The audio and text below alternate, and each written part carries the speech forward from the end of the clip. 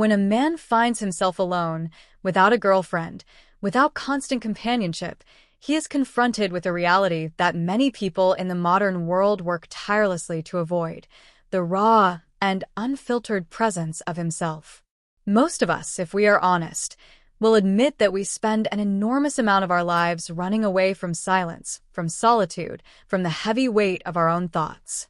We distract ourselves with screens, with noise, with fleeting relationships, with any diversion that keeps us from staring directly into the mirror. But the man who chooses to live alone, or who endures it without despair, enters a kind of crucible. And in that crucible, there lies a tremendous opportunity for strength. Solitude tests a man in ways that few other experiences can. It strips away the buffers that normally shield him from his own flaws. There is no one there to reassure him when he fails, no one to take responsibility for the mess he leaves behind, no one to shoulder the weight of his indecision. Every failing is his own. Every success is also his own.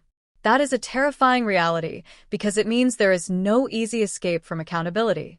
If the bills are unpaid, if the apartment is unkempt, if the body is neglected, it is because he neglected it. In solitude, the excuses evaporate. And this is precisely why it is powerful. It forces a man to grow or to collapse. This is not loneliness. That's an important distinction. Loneliness is the craving for external validation, the desperate need for someone to fill the empty space. But solitude, properly embraced, is entirely different. Solitude is chosen confrontation with the self. It is the arena where a man faces his weaknesses without flinching, where he discovers whether he has the capacity to stand upright in the face of chaos. And more often than not, he discovers that he is far weaker than he imagined. But he also discovers that weakness, exposed and acknowledged, is the necessary foundation of strength. Think of it this way. If a man cannot endure being alone with his own thoughts, if he cannot maintain order in his private life, if he cannot regulate his impulses without external oversight, then what foundation does he really have? He is dependent, fragile, and easily swayed. He may appear confident in public, but beneath that surface, he is hollow. Contrast that with the man who has wrestled with solitude, who has organized his life in the absence of external structure. That man knows who he is. He knows his limits.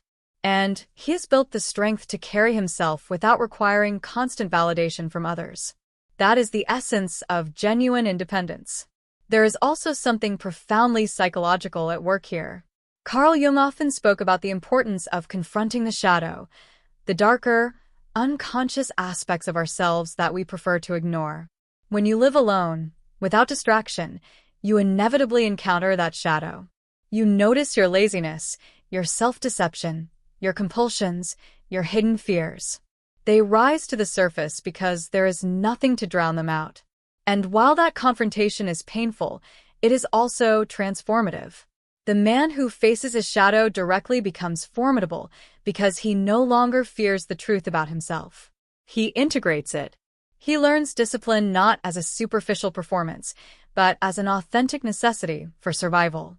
Philosophically, solitude can be seen as a trial by fire. In ancient traditions, men were often sent into the wilderness alone as a rite of passage. Why? Because isolation reveals character. The wilderness of today is often psychological rather than physical, but the principle remains the same.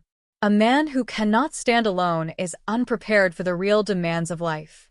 But a man who has faced solitude and emerged stronger carries within him a kind of unshakable confidence. He does not need constant reassurance because he has already proven to himself that he can withstand the weight of existence on his own. And this strength has consequences that ripple outward. A man who stands strong in solitude is far more capable of forming healthy relationships later on if he chooses. Why? Because he is not approaching others out of desperation. He is not clinging to them as a source of validation. Instead, he is already whole. He chooses to share his life not from need, but from strength. And paradoxically, that makes him far more attractive, far more stable, and far more trustworthy as a partner, a friend, or a leader. So solitude is not a curse. It is not a punishment. It is an opportunity, a forge in which character is hammered into shape. It is the silence that reveals the truth, the struggle that builds resilience, the mirror that forces honesty. Most men run from it, and in doing so, they remain weak. But the man who embraces it, who stays in that crucible long enough, emerges with a strength that is unshakable because it is self-created. And so I would say this: if you find yourself alone, don't rush to escape it. Don't drown it out with noise or distractions. Stand in it. Face yourself. Because in solitude, you will either break or you will grow into the kind of man who cannot be broken. And that is a power worth cultivating. If solitude is the crucible, then self-sufficiency is the form that emerges from it. When a man lives alone without the ready-made structure of a girlfriend, without the gentle but persistent influence of someone reminding him to eat properly, to clean up, to stay on schedule, he faces a stark choice. Either he takes responsibility for the order of his life, or he descends into chaos. And that choice, repeated day after day, determines whether he becomes someone capable of strength or someone consumed by his own neglect. What does it mean to be self-sufficient? At its simplest level, it's about the fundamentals: preparing your own meals, paying your own bills, maintaining your living space, getting out of bed when you say you will, following through on the tasks that keep your life functioning. These are basic things, ordinary, mundane. But do not underestimate their significance. Because a man who cannot govern the small, visible aspects of his daily life will not be capable of governing the larger, more complex demands of existence. Chaos expands from the bottom up. Disorder in the kitchen becomes disorder in the finances. Disorder in the finances becomes disorder in the mind. And eventually, disorder in the mind becomes despair. So the man who learns to regulate these small details, who learns to create order where there was once disorder, discovers something profound. He begins to realize that competence builds upon itself. When he cleans his room, he inhabits a space that allows him to think more clearly. When he cooks for himself, he nourishes his body and proves he is not reliant on someone else's care. When he pays his bills on time, he cultivates integrity and stability. These acts are not trivial. They are demonstrations of self-governance, and that is the foundation of any real strength. And here's something deeper. When you take responsibility for yourself, when you say, "This life is mine, and no one else is going to carry it for me," you are affirming something ancient and psychological, that you are capable of standing up in the face of reality, that you can bear the weight of existence without collapsing. This is not arrogance. It is humility in action. It's the recognition that life is difficult, that entropy will consume everything if left unchecked, and that you must fight it back daily with discipline and order. Self-sufficiency is a battle against decay. And if you lose that battle in the small things, you will lose it everywhere. Now, it's worth pointing out that this is not about rejecting help or isolating yourself indefinitely. Relationships are valuable, even essential, in their proper time. But a man who enters them from a position of dependency undermines both himself and the relationship. He makes his partner into a caretaker rather than a companion. He approaches life with an unconscious demand: fix me, complete me, carry me. And that is not love. That is a form of parasitism. The alternative is starkly different. Imagine a man who has proven to himself that he can manage the details of his life. He rises in the morning with purpose. He keeps his space in order. He pursues his work or his studies diligently. He can feed himself, clothe himself, organize his finances, and maintain his body without constant external prodding. That man doesn't approach relationships out of desperation. He doesn't need someone to stabilize him because he has already established stability within himself. He approaches others from a position of choice, not compulsion. And that changes everything. Psychologically, this has immense implications. If you can provide structure for yourself, you develop confidence. Confidence not in the superficial sense of bravado, but in the grounded sense of knowing you can handle life. And that confidence radiates outward. People recognize it, often without being able to articulate it.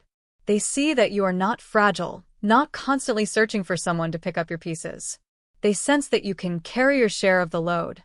And in a world where so many collapse under the weight of their own chaos, that kind of self-sufficiency becomes magnetic.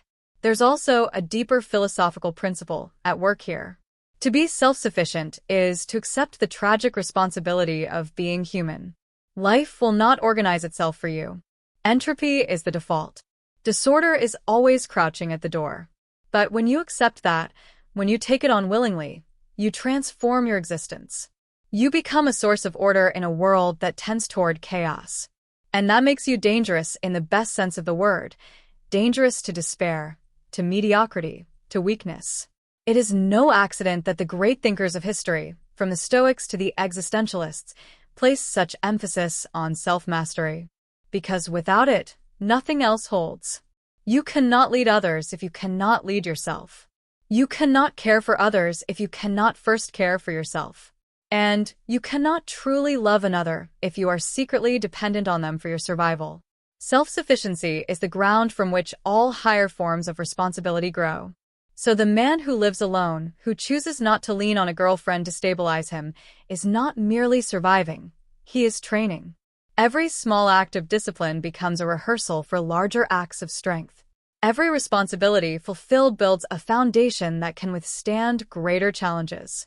And as he proves to himself that he can carry his own life, he becomes prepared, finally, to carry more than his own life. He becomes capable of bearing the burdens of family, of community, of society. That is the paradox. The man who learns to stand on his own is the man most capable of standing with others. Because he does not cling to them out of need. He stands beside them out of choice, out of strength, out of genuine love. And so the message is simple but demanding. Learn to carry yourself first. Learn to master the small responsibilities that structure your life. Because if you can prove to yourself that you can do that, then you have laid the foundation for everything else. The man who is self-sufficient cannot be broken easily because he has already chosen to stand against chaos each day. And that, in the end, is power. Once a man has learned to endure solitude, and once he has taken up the responsibility of structuring his own life through self-sufficiency, something else begins to emerge, something quieter, but in many ways more profound. It is the silence. And silence, though people often fear it, is not empty. It is not meaningless. In fact, silence is one of the most fertile conditions for growth because it creates the psychological space where vision can take root. When you strip away the constant chatter of relationships, when you remove the endless background noise of social validation, you're left with a strange stillness. At first, it can feel unbearable. Most men, when they encounter silence, rush to fill it. They turn on the television, they scroll endlessly, they reach for distractions that keep them from hearing what is actually echoing inside their own minds. But if you can resist that impulse, if you can sit with the silence long enough, you begin to notice that it is not void at all. It is full. It is full of thoughts you've ignored, questions you've suppressed, and possibilities you've never allowed yourself to consider. Silence is the place where the deeper voice of your life begins to speak. And I don't mean that in some mystical sense, though it can certainly feel that way. I mean it in a very practical, psychological sense. Human beings need stillness to think clearly. You cannot solve problems when your attention is scattered in 100 directions. You cannot discern your purpose when you are constantly distracted by the demands of others. The man who lives without a girlfriend, who isn't consumed by the emotional turbulence of daily relational conflict, has an opportunity.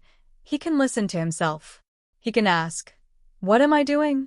Where am I going? What am I capable of? And in the silence, those questions demand honest answers. This is why so many great thinkers, writers, inventors, and leaders throughout history spent significant portions of their lives in solitude. They understood, perhaps unconsciously, that the creative process requires space. Silence is like fertile soil. It allows the seeds of vision to grow. Without it, you're too busy reacting to the noise of the world to ever generate anything original. But in silence, patterns start to emerge. You begin to see what is wrong in your life with more clarity, but also what could be right. You see opportunities. You form ambitions. You sketch out possibilities that seemed invisible when you were drowning in distraction. Now, this is not to say that everyone who lives alone will automatically generate a grand vision. Many waste their solitude. They numb themselves with entertainment, with substances, with shallow comforts. And that is a tragedy, because it means they are squandering one of the rarest resources a human being can have, uninterrupted time with their own mind.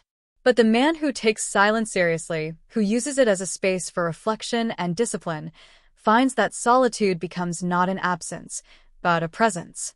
It becomes a dialogue with himself, and by extension, with the deeper structures of reality. Psychologically, you could say this process is about integrating what Jung called the self, the larger totality of your being that wants to actualize itself. When you are constantly immersed in external noise, you stay trapped in the superficial layer of personality. You act out roles, you conform to expectations, you perform for others. But when you sit in silence long enough, the deeper part of you begins to emerge. And that emergence can feel like a calling. It might manifest as an idea, as a sudden recognition of what you should be doing, as a sense of direction that had been buried under distraction. There's also a practical dimension here that is often overlooked. A man without constant relational demands has more time. Time to read, to study, to train, to work on something that builds toward the future. Many men complain that they don't know what their purpose is, but the truth is they never gave themselves the silence and space necessary to discover it. Purpose does not reveal itself in the middle of chaos. It reveals itself in the quiet moments when you are still enough to notice the faint signals of your own potential. And here's the paradox. Once you develop vision in silence, once you chart a direction for your life, you stop experiencing solitude as emptiness. The silence is no longer threatening. It becomes invigorating because it is filled with meaning. You are no longer alone in the sense of being abandoned. You are alone in the sense of being aligned. You have something to aim at, and that gives you energy. It is important to understand that vision does not emerge fully formed. It is built gradually, piece by piece, in the silence of daily life. Every time you resist the temptation to fill your time with trivial distractions, you are cultivating the space for vision to grow. Every time you sit quietly with a notebook, or with a book, or even with your own thoughts, you are laying the groundwork for the future. And the man who learns to do this consistently transforms himself into someone rare, a man with direction. And direction is power, because it means you are no longer being tossed around by circumstance. You are moving, deliberately, towards something chosen. So the man who lives alone, without a girlfriend, who embraces silence rather than fleeing from it, discovers a gift that many men never uncover. He learns that silence is not his enemy.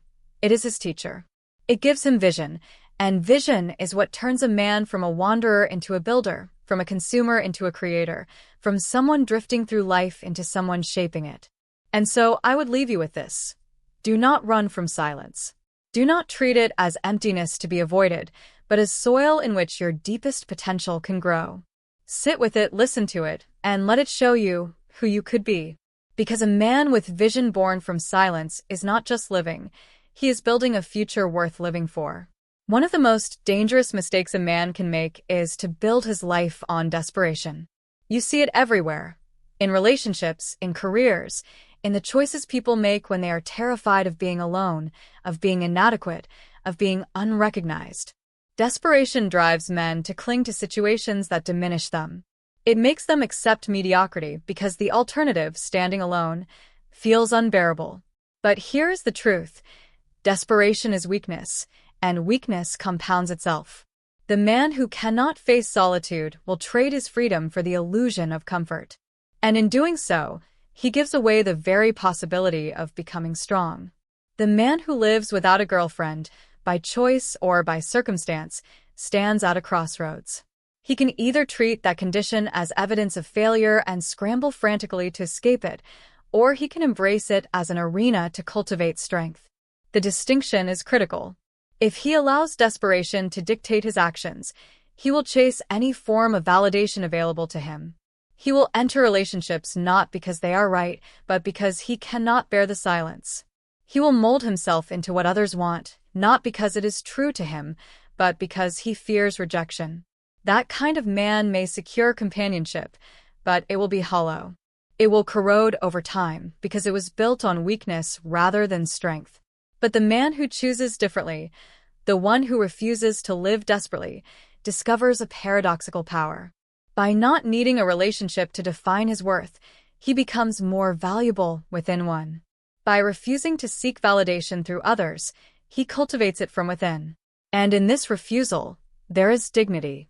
A man who says, "I will not bind myself to mediocrity just to avoid loneliness," is a man who is already on the path to greatness.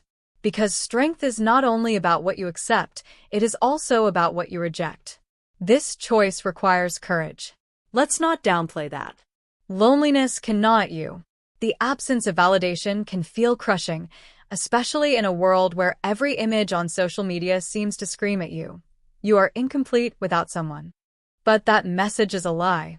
What truly makes you incomplete is abandoning yourself in pursuit of false connection. The man who resists that temptation is building the kind of inner strength that cannot be fabricated through appearances. He is becoming real. There's a psychological truth embedded here. Carl Rogers, one of the most influential psychologists of the 20th century, spoke often about authenticity, that deep alignment between who you are and how you live. Desperation destroys authenticity. It forces you into masks, into roles, into compromises that eat away at your soul. Strength, by contrast, is born from authenticity. It's born from saying, "This is who I am, and I would rather face the consequences of that honestly than live a lie for the sake of temporary comfort." That is the seed of integrity, and integrity is the bedrock of strength. And think about how this ripples outward. A man who does not live desperately is someone others begin to trust. Why? Because people can sense when you are needy, when you are clinging, when you are trying to extract something from them to fill your own emptiness. It's repellent. But when you are grounded, when you have chosen strength over desperation, people feel it. They know you are with them not because you need them, but because you want to be. And that distinction changes everything. It makes your relationships healthier, your presence more valuable, your influence more profound. There is also a philosophical element at play. Life itself is tragic. There's no way around that. It involves suffering, loss, and mortality. If you meet that reality with desperation, you will crumble. You will cling to whatever numbs the pain, even if it destroys you in the long run. But if you meet it with strength, with a willingness to bear solitude, to embrace responsibility, to pursue vision even when it is difficult, you rise above the tragedy. You transform suffering into meaning. That is the highest task of a human being, to willingly bear the burden of existence without collapsing into despair. And that cannot be done if you live desperately. The irony is that once you choose strength, you often attract what desperation could never deliver. People are drawn to those who are self-contained, who are not begging for attention, who are not defined by fear. The man who can stand alone becomes the man others want to stand with. Not because he manipulates, not because he postures, but because his independence is magnetic. He radiates stability in a world of fragility. And stability is rare. It is valuable. So this final point is, in many ways, the culmination of all the others. Solitude forces you to face yourself. Self-sufficiency teaches you to carry your own weight. Silence gives you vision. But none of it matters if, in the end, you allow desperation to dictate your choices. The true measure of strength is the refusal to settle for comfort at the expense of authenticity. It is the willingness to walk the harder road of dignity rather than the easier road of dependency. And so the challenge is clear. Do not live desperately. Do not cling to mediocrity because you are afraid of being alone. Stand tall in your solitude. Build yourself through self-sufficiency. Listen to the silence until vision emerges. And when the temptation of desperation arises, and it will, remember that your strength is proven precisely in your ability to resist it. Because a man who chooses strength over desperation discovers the greatest paradox of all. When you no longer need the world to complete you, the world begins to seek you out. And that is the power of a man who can truly stand alone.